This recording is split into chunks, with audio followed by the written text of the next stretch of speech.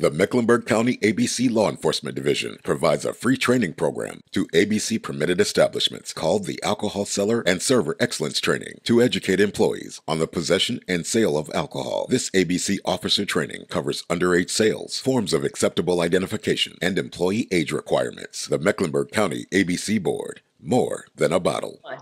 Hi, I'm Madison James, afternoon personality here at Mix 1079, and welcome to Radio 1 Charlotte's Community Mental Health. It's a series in partnership with Mecklenburg County Alcoholic Beverage and Control Board, and this will be a space where we'll find hope, resources, and assistance. Over the next several months, we will discuss a topic for our listeners that can affect your overall mental and behavioral health. And for the month of August, as many of you are preparing to send your kids back to school, our topic today is back to school and campus behavioral health. To provide us with the toolbox we need to navigate back to school and campus behavioral health, I'd like to welcome Mr. Kenneth Gilliard, founder of A Better World, and also Sandy McCaskill, who's also Director of Operations. Thank you guys so much for being with us today, and so excited for Community Mental Health Series, which is brought to you by Mecklenburg County ABC Board. How's everyone today? Fine, Madison. Thank you for having us. I'm so excited. Sandy, how are you? I'm excellent. Thank you, Madison. Glad to be here. Awesome. Great stuff. Again, thank you all for being here today. And the focus is on community mental health, and times are different now as kids go back to school. There are a lot of other pressures and a lot of things that they deal with. Anxiety, things are happening at home, and you all have an amazing program. Can you share a little bit more about the organization and how you're going to give parents those tools to navigate through the school year? Well, Madison, we have been operating this A Better World for 25 years, and a lot of this is birthed from a heart and a burden that I have for people that come from neighborhoods like I came from, and I know the struggles that people go through and don't quite understand how, after so many years of going through hardship and pain and lack of this and lack of that and lack of food and being in a food desert and not eating healthy and running out of soap, running out of toothpaste, running out of deodorant every week, every day of the month for years and years and years. And some people don't know the burdens that put on children. And when they get older, they say, well, why are you acting out like that? They just don't know what we have gone through. So I understood that world, and know if you just had somebody to support those things, those basic need things, and to help you with just the basic needs, and you can get the proper education, you'll survive, and there will be upward mobility. But the mental health part of it is, you're so broken by the time you get to 13, 14, 15 years old, because you've gone through so much. And then on top of that, you can't read and write.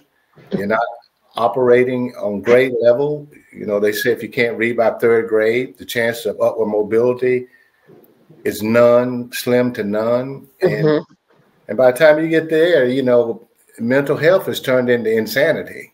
And then the young people start acting out, and it's getting even worse today. So A Better World steps in and say, hey, we got you. And we know where you come from. We know it's going to take a while, but we're not going anywhere. We're going to hang in there with you. And that's why we've been hanging around for 25 years. And we're so grateful for the services that you provided. And like everything comes from a need, right? You saw the need and you thought, there are other families that can really benefit from this great service. Sandy, you are Director of Operations, and also we have joining the conversation too, Taylor Justice, who is the Executive Program Director. Thank you all again for being here, and welcome, Taylor, to the conversation. Can you share with, and I'll have you go first, Sandy, and then Taylor, you can piggyback on that. What makes your after-school program, what makes it different than the other programs out there? Well, one thing that makes us different, Madison, is that we want to support the child holistically.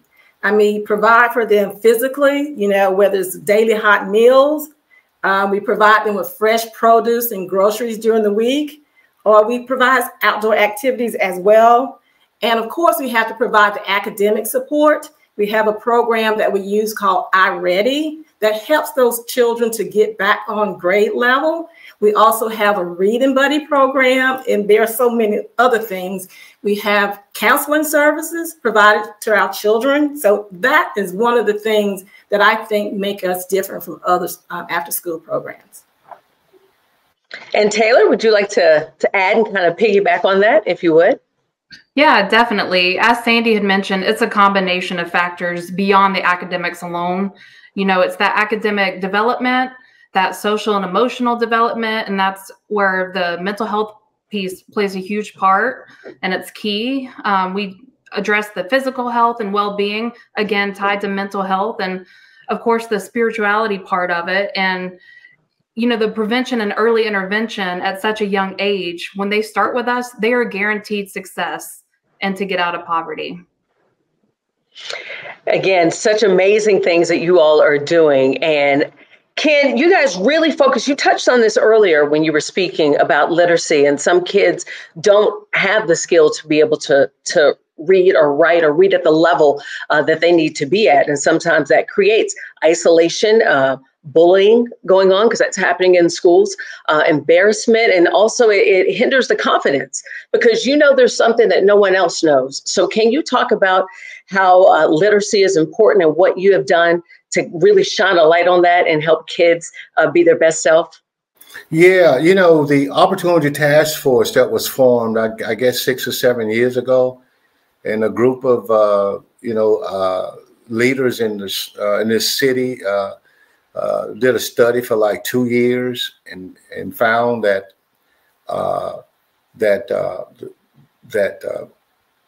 upward mobility was a serious issue in our community. If you were born in poverty, you're definitely going to stay in poverty. If you can't read on a 3rd grade level, that's alarming.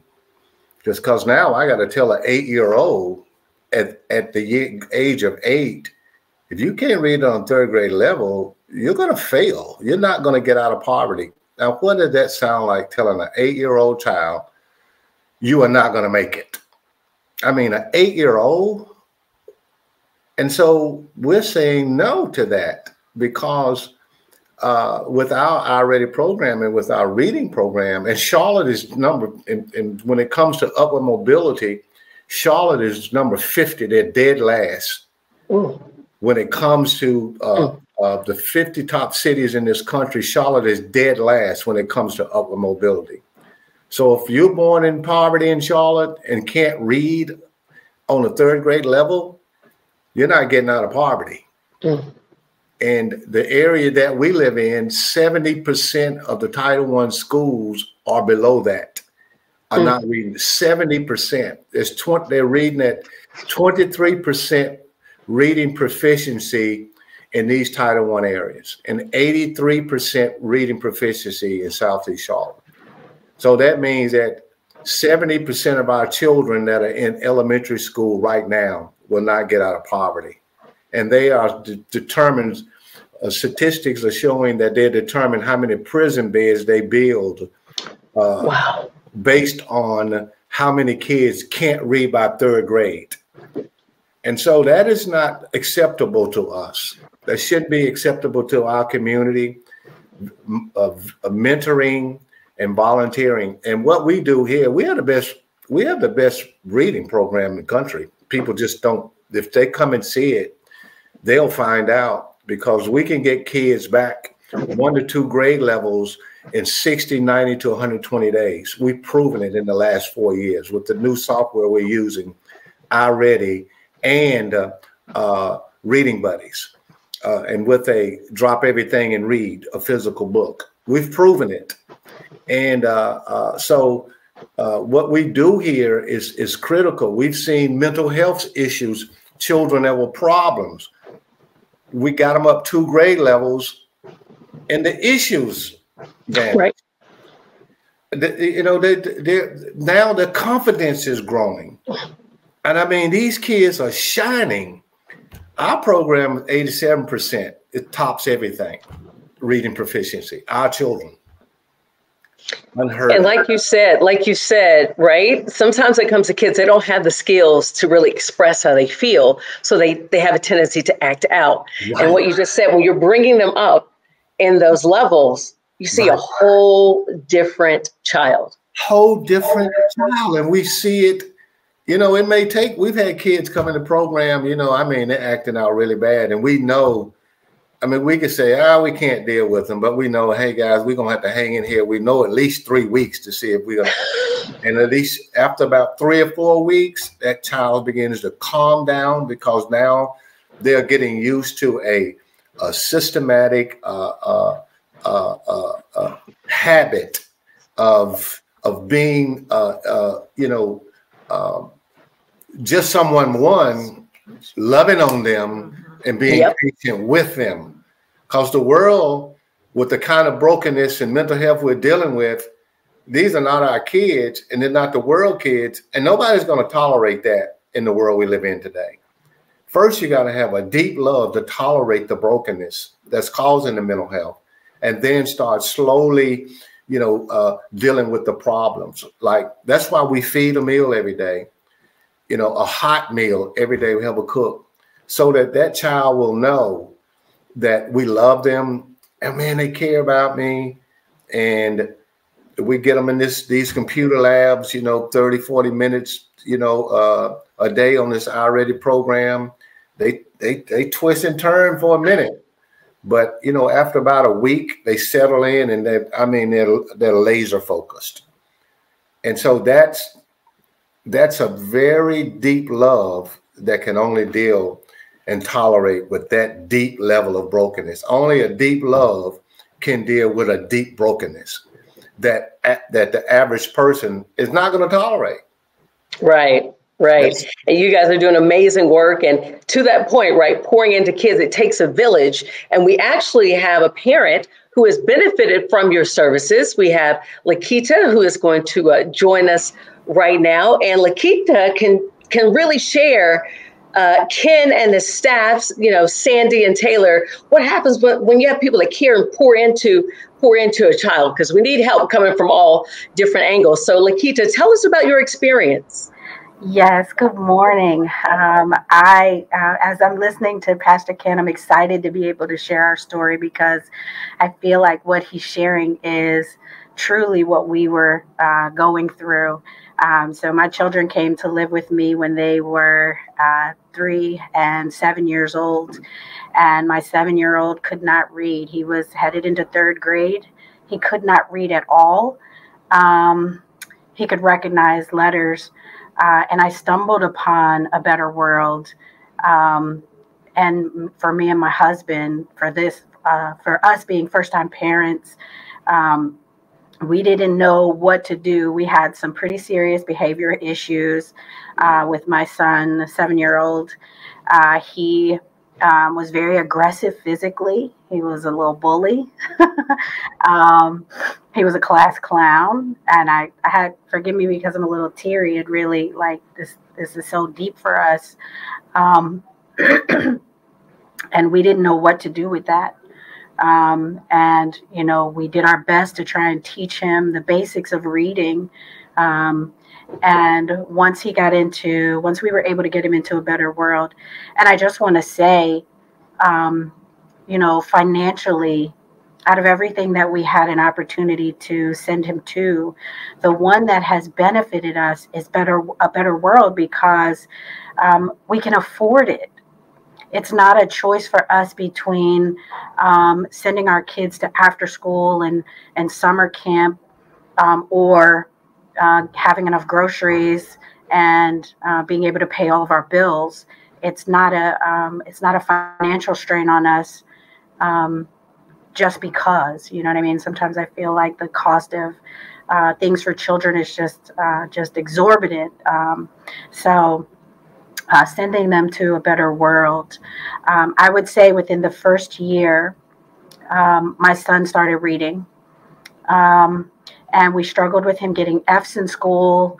There were still behavioral issues. They provided us with a therapist, and he started getting therapy in school. And some of the issues that I didn't know how to deal with, he began to come home responding to me differently, responding to my husband differently. When Pastor Ken talks about experiencing love, like the children experiencing love from their after school program, like it really is like a family experience. Like, these are the people that I know they're protecting and loving on my children. They're disciplining my children. They're not, just allowing behavior to run rampant. It's almost very fatherly and very motherly in their interaction. I see my kids hug them, and they're excited to tell me the new things that they're learning and that they've done. So now, he is heading into 6th grade now. So we went from 3rd grade to 6th grade, 4th grade to 6th grade. And his last, the last quarter, he was getting F's all year, behavior issues all year. By the end of the school year, he was up to a C in all of his classes. And for some, that might seem like not a big deal, but going from F's to C's,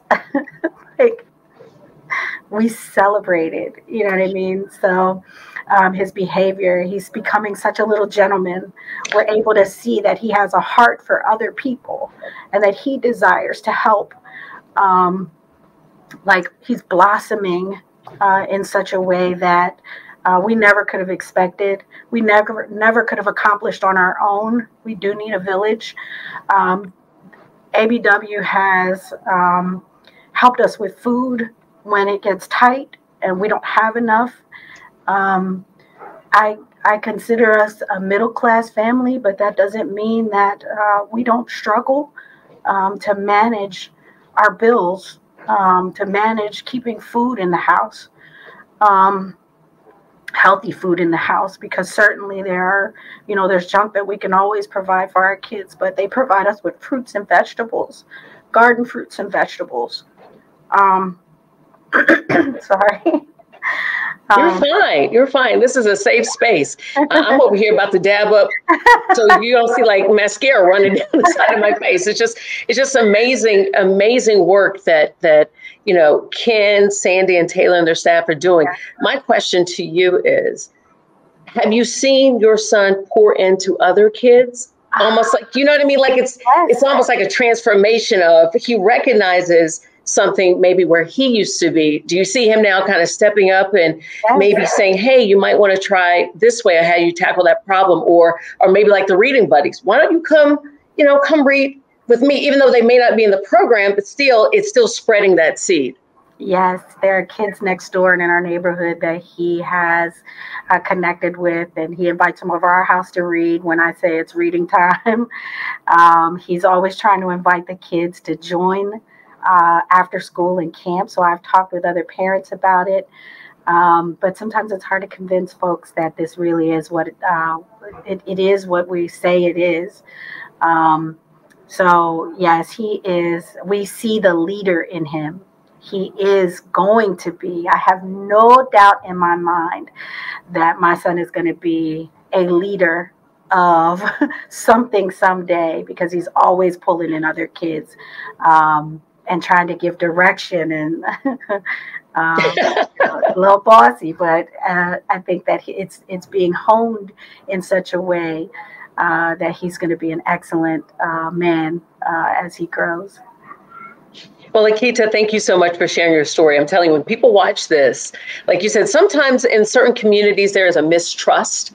And, kind of like, are they really there to help, or are they not really there to help? But your story is really going to shine light on the amazing things. And like I said, I was getting emotional hearing your story, and we're going to root for your little man to win.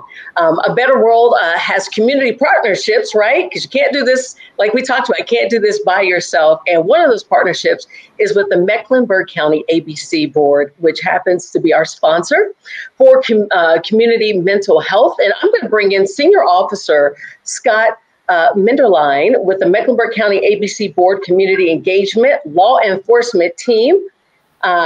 Officer Minderland, how are you? How are you? I'm sorry, I'm doing well. Doing well, thank you. Great, great. Can you share with us the impact and success stories with the partnership with A Better World, which you have seen? Absolutely. I have seen this firsthand by volunteered and helping out at A Better World. I've been helping them probably for the better part of a year and a half. And I agree with what Ken was saying about poverty and a lack of confidence can lead to substance abuse issues, whether it's illegal drugs or alcohol or something of that nature. And because without having that education, it's very easy to fall back into, well, let's just go out and do something that we shouldn't be doing, which is where they are leading people away from young kids. And I'll give you a story that we see a lot in law enforcement is we may be eating lunch or dinner and a mother will come up to us with her young children and will say, these are the people that will put you in jail if you don't do right. At which point we'll look at the kids and say, if your mama don't do right, we're going to put her in jail. So, I say all that to say this. We are trying to be approachable to these kids. Yes. We want to come to us and not run from us, right? That's what we want. And that's what I see working at A Better World. And one big success story that has come out of what a lot of us doing from reading to young kids and helping them learn and engage with adults. One big thing that I have seen is there was one specific child that was being bullied, didn't know what to do.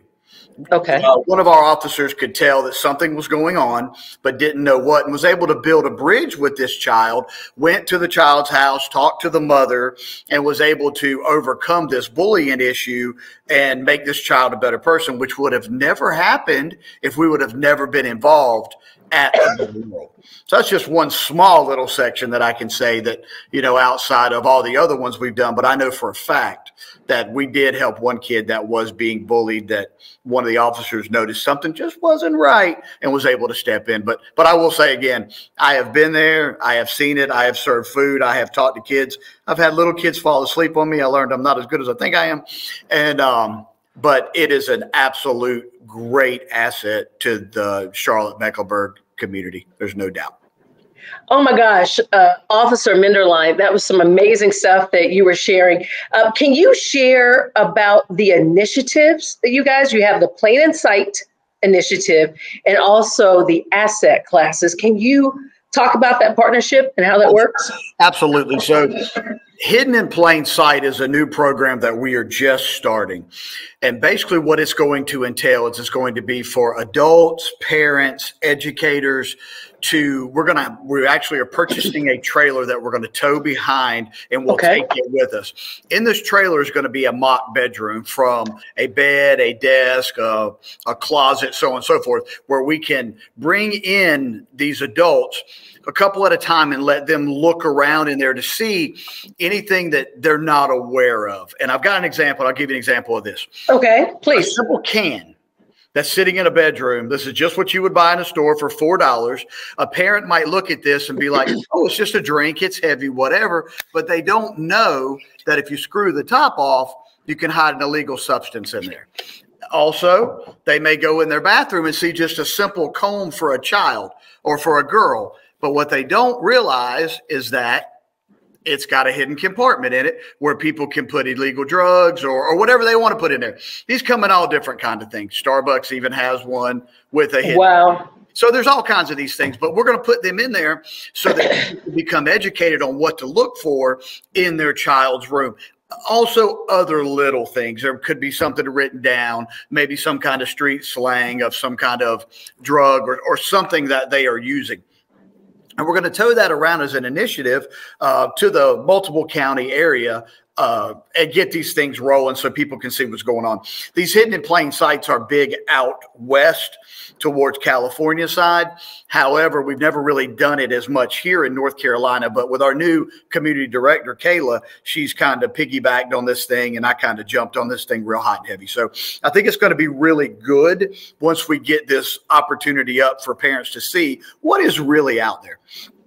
And then you mentioned the asset program. An asset program is basically an alcohol server seller education training program that we do predominantly through Mecklenburg County ABC. Okay. ALE has a bars program, be a responsible seller server. The state has a tips program. Things that permitted outlets that sell alcohol have to have this educational training. So in this educational training that we've been doing for quite a while now, we'll talk about what to look for with an underage person, why not to sell to an underage person, what the legal ramifications can be and the consequences of doing so for the business, but then on the other side of what can happen, because what a lot of people don't know is that every 15 minutes, somebody somewhere in the United States of America either dies or is seriously injured in a drunk driving motor vehicle accident. Mm-hmm. You say people get home one of two ways.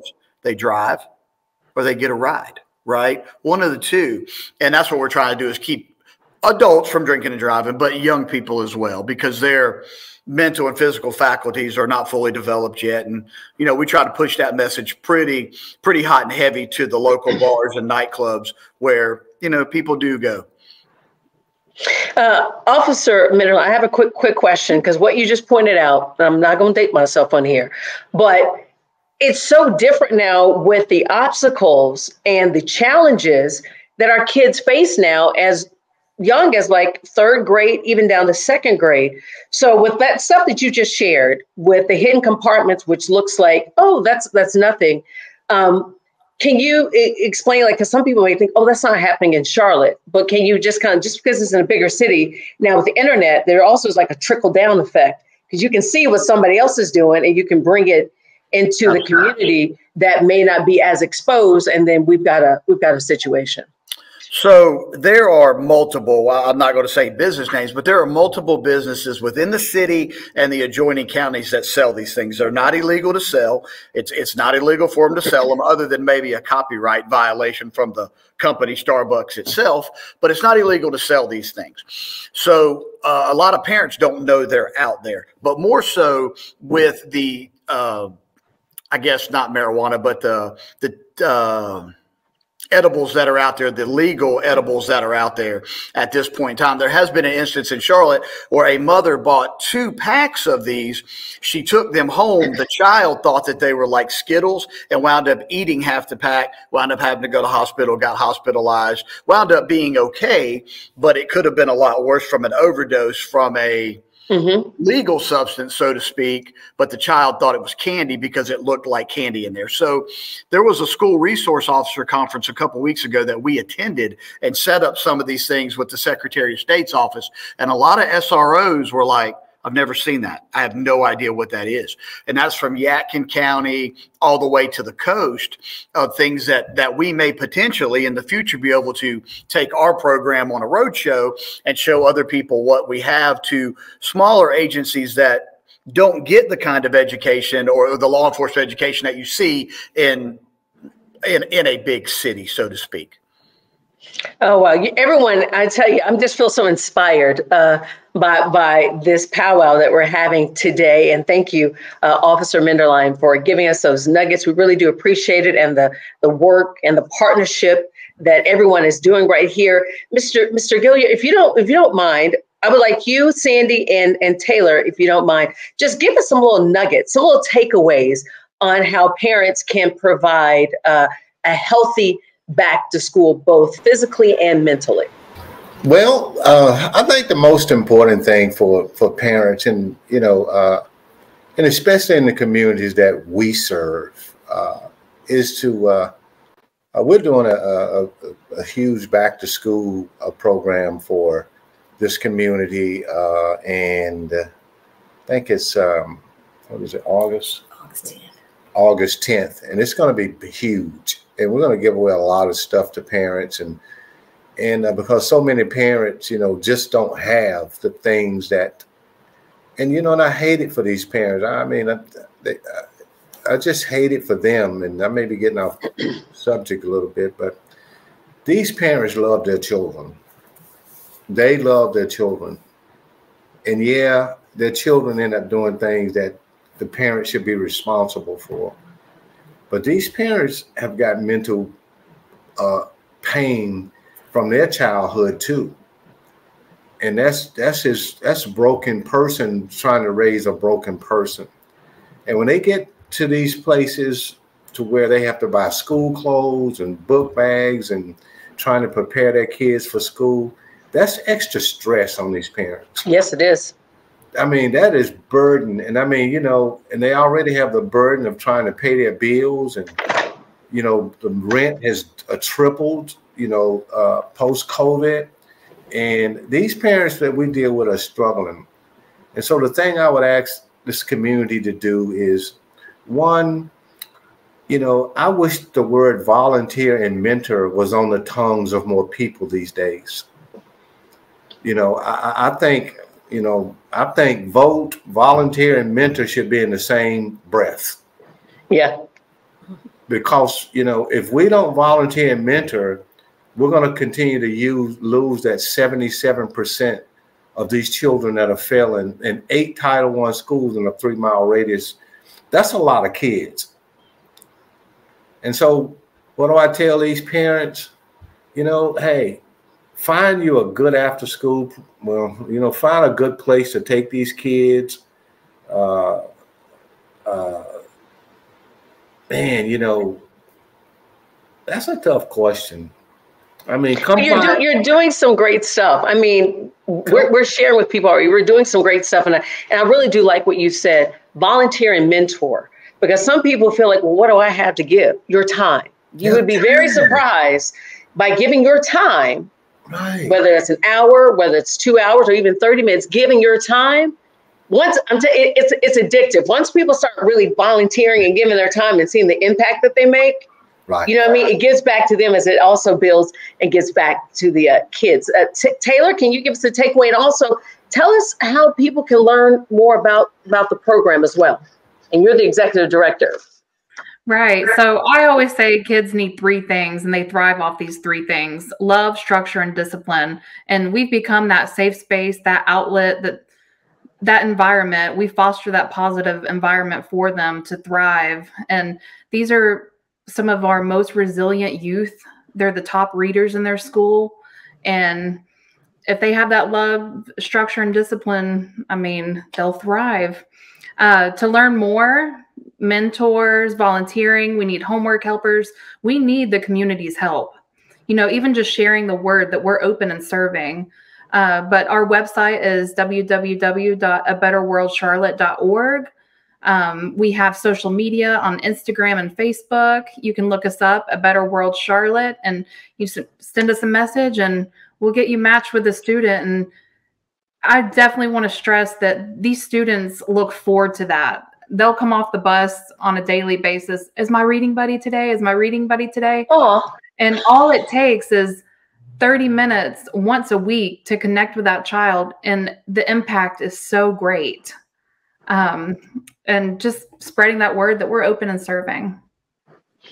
And that's exactly what each and every one of you are doing. And Lakita has showed us how it's impacted her household, and it's still impacting, you know, not only her son, but I see where it's kind of changed you too as a parent, you know, because that's all parents want to do. They want the kids to win, no matter what resources they have or don't have. At the end of the day, the parents want their kids to win. And sometimes parents need a little more help in order to do that. And with your support of A Better World, Ken, you're making it happen. Sandy, you're making it happen too as well, Director of Operations, and Taylor, who's the Executive Director, and then partnering with Mecklenburg County, you know, ABC. We got Officer Scott Menderline there. I mean, everybody. I mean, it's just I'm that type of person, guys. It's got me hyped up. Like I feel like I want to lean in. Just so many great things are happening. We really appreciate you sharing your initiative with the series and things you have going on with the back to school and campus behavioral health, which we're getting kids ready. We're giving them the tools they need as they head back to school. And our time has come to a close. And like I said, I want to thank each and every one of you for taking out your time to share the great things that are happening with A Better World. And, you know, who knows, from this, we might get a volunteer. We might get a mentor. You know, we might get people that realize, like, oh, I didn't know this was available for my child for after school care. And if you're a parent or a teacher, So I'm pretty sure you need teachers or someone that could benefit from these services. Please contact A Better World. All you got to do is give them a call at 704-398-3244. That's 704-398-3244, or go online at abetterworldcharlotte.org. Big thank you to Mecklenburg County ABC Board for making all of this possible. We appreciate you guys for providing the community with the means, resources, and organizations such as A Better World. Thank you all so much. And if you have any questions, feel free to share this too with your friends and family. Again, very excited for the work that you're doing, and I can't wait to see where you go from here. Thank you. Thank you. God bless. Scott, thank you. Yes, sir. I'll see you soon. Yeah, man. Big love.